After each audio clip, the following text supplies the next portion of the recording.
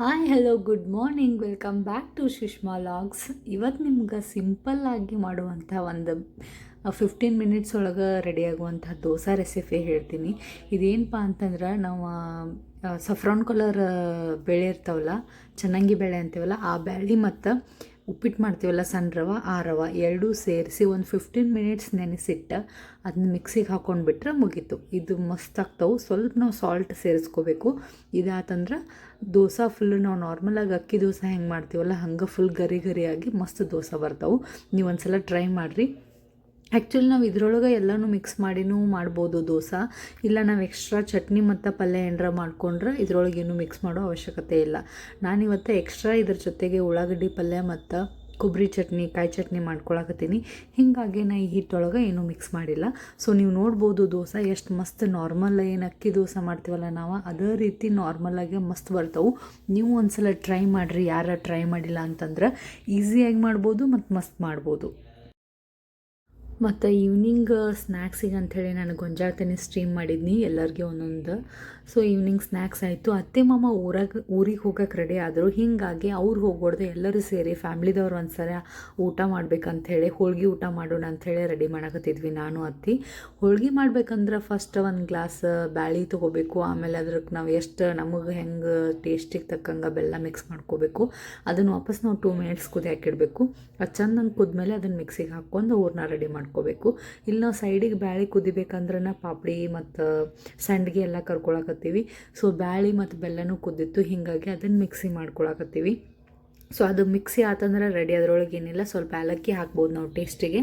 So ಅದನ್ನು ಹೂರಣ ready ಮಾಡಿ ಇಟ್ಕೊಂಡು ಚಪಾತಿ ಹಿಟ್ಟಿಗೆ ಏನು ನಾದ್ತೀವಲ್ಲ ನಾವು ಅದಕ್ಕಿಂತ ಸ್ವಲ್ಪ ನಾವು ಅಳಕಂಗೆ ಹಿಟ್ಟು ನಾದಬೇಕು ಇದಕ್ಕೆ. ಸೊ ಅದು ಅಷ್ಟು ಹಿಟ್ಟು ನಾದ್ಬಿಟ್ರೆ ಹೋಳ್ಗೆ ಮಸ್ತ್ ಆಗ್ತಾವೆ. ಸೊ ಇವಾಗ ನೀವು ನೋಡ್ಬೋದು ನಮ್ಮದೆಲ್ಲ ಹೂರಣನೂ ರೆಡಿ ಆಗೈತಿ, ಆಮೇಲೆ ನಮ್ದು ಹಿಟ್ಟು ರೆಡಿ ಆಗೈತಿ. ಇನ್ನು ಸಾಂಬಾರಿಗೆ ಒಬ್ಬಟ್ಟು ಸಾಂಬಾರು ಅಂಥೇಳಿ ಏನು ಹೇಳ್ತೀವಲ್ಲ ಅದಕ್ಕೆಲ್ಲ ನಾನು ಕಟ್ ಮಾಡ್ಕೊಂಡು ರೆಡಿ ಮಾಡಿ ಅದನ್ನು ಮಿಕ್ಸರ್ಗೆ ಹಾಕಿ ರೆಡಿ ಮಾಡಿ ಇಟ್ಕೊಂಡ್ವಿ.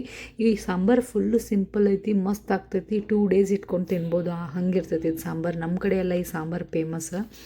ಈ ಕಡೆ ಬೆಂಗಳೂರು ಸೈಡ್ ಒಬ್ಬಟ್ಟು ಸಾಂಬಾರು ಅಂತ ಕರೀತಾರೆ, ಬಟ್ ಅವರು ಒಂದು ಸ್ವಲ್ಪ ಚೇಂಜ್ ಮಾಡ್ತಾರೆ. ನಮ್ಮ ಟೇಸ್ಟ್ ಒಂದು ಸ್ವಲ್ಪ ಚೇಂಜ್ ಇರ್ತೈತಿ. ನಾನು ಇನ್ನೊಂದು ಸಲ ನಿಮ್ಗೆ ಈ ಸಾಂಬಾರು ರೆಸಿಪಿ ಸಪ್ರೇಟಾಗಿ ಶೇರ್ ಮಾಡ್ತೇನಂತ. ಸೊ ಇವತ್ತು ಸಿಂಪಲ್ಲಾಗಿ ಏನೇನು ಈ ಲಾಗ್ ಒಳಗೆ ಅಡುಗೆ ಮಾಡಿ ಅನ್ನೋದಷ್ಟು ನಾನು ಶೂಟ್ ಮಾಡೀನಿ, ಹೀಗಾಗಿ ಪೂರ್ತಿ ವಿಡಿಯೋ ತೊಗೊಳಕ್ಕಾಗಿಲ್ಲ.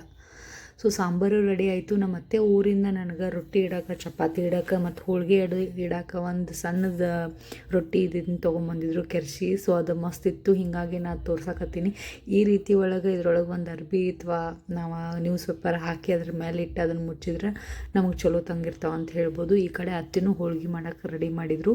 ಸೊ ಹೋಳ್ಗೆ ಈ ಥರ ಒಳಗೆ ಹೂರಣ ತುಂಬಿ ಅದನ್ನು ನೀಟಾಗಿ ಹೋಳ್ಗೆ ಮಾಡೋಕ್ಕೆ ಸ್ಟಾರ್ಟ್ ಮಾಡಿದರು. ಸೊ ಯಾರ್ಯಾರಿಗೆಲ್ಲ ಹೋಳ್ಗೆ ಮಾಡೋಕ್ಕೆ ಬರ್ತೈತಿ ಬೆಸ್ಟ್, ಯಾರಿಗೆ ಹೋಳ್ಗೆ ಮಾಡೋಕ್ಕೆ ಬರೋಂಗಿಲ್ಲ ಸಿಂಪಲ್ಲಾಗಿ ಶೇರ್ ಮಾಡ್ಕೊಂಡಿನಿ. ನೀವು ಕೂಡ ನೋಡಿ ಟ್ರೈ ಮಾಡ್ಬೋದು.